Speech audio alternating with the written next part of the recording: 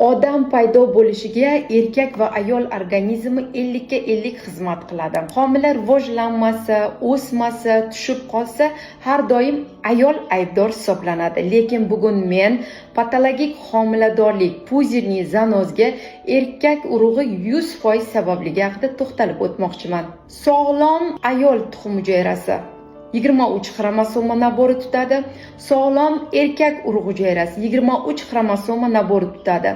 Ular qo'shilgach sog'lom embrion paydo bo'ladi. Puzirniy zanozda sog'lom tuxum hujayraga kasal urug' hujayra to'g'ri keladi. Kasal urug'da 23 xromosoma nabori o'rniga xromosomalar soni ko'payib ketadi. 46 xromosoma nabori paydo bo'ladi. Bunday homiladorlik patologik homiladorlik hisoblanadi.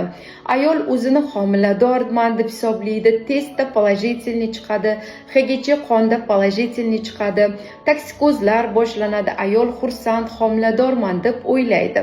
To'satdan qonli ajralma kelishi boshlaydi. Ayol o'ziga kelsa, homila o'rniga xoryon to'qimasi o'sgan bo'ladi. Buning bitta davosi bor. Faqatgina abort. Abortdan keyin nazorat, davolash, keyingi homiladorlikka tayyorlash bizning zimmamizga kiradi. Puzirniy zanoz haqida eshitganmisiz yoki sizda uchraganmi? Qanday savollaringiz bor? Kommentariyada qoldiring, barchasiga javob beraman. Undan oldin esa sahifamga obuna bo'ling.